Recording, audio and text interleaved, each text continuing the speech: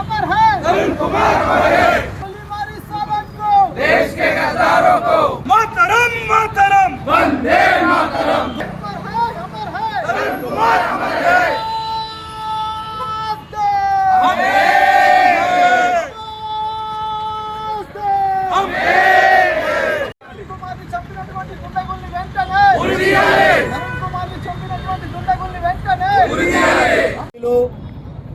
హోలీ పండగ జరుపుకునే సందర్భంలో తరుణ్ అనే వ్యక్తిని నిర్దాక్షిణ్యంగా ఒక 20-30 మంది ముస్లింలు వచ్చి ఏకధాటిగా దాడి చేసి చంపేయడం జరిగింది.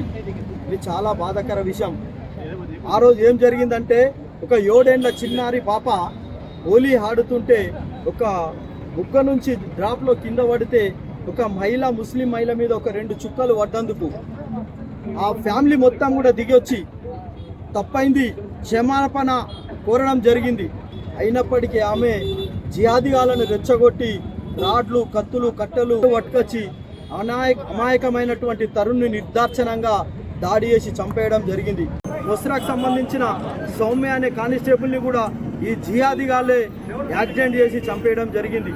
ఈరోజు తరుణ్కు జరిగింది, ప్రమోదన్నకు జరిగింది, సౌమ్యకు జరిగింది. కన్నయ్యలాల్ రాజస్థాన్లో కన్నయ్యలాల్ని కూడా నిర్దాక్షిణ్యంగా చంపిన ఈ జిహాదీగాలు హర్ష కర్ణాటకలో శివముక్కకు సంబంధించిన బంజరంగల్ కార్యకర్తని కూడా నిర్దాక్షిణ్యంగా చంపేసారు.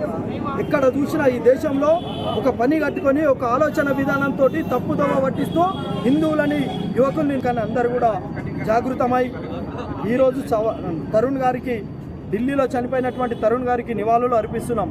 భారత్ మాతాకి భారత్ మాతాకి జై శ్రీరామ్ అమర్ హై అమర్ హై తరుణ్ కుమార్ అమర్ హై అమర్ హై అమర్ హై తరుణ్ కుమార్ అమర్ హై. దేశవ్యాప్తంగా మన హిందూ సంస్కృతి ఆధారంగా అనేక రకాల జరుగుతున్న పండుగలకు ఇవాళ కొందరు మతోన్మాదులు జిహాదీలు ఇవాళ అడ్డుకొని అమాయక హిందువులను హత్య చేయడం మేము తీవ్రంగా ఖండిస్తా ఉన్నాము.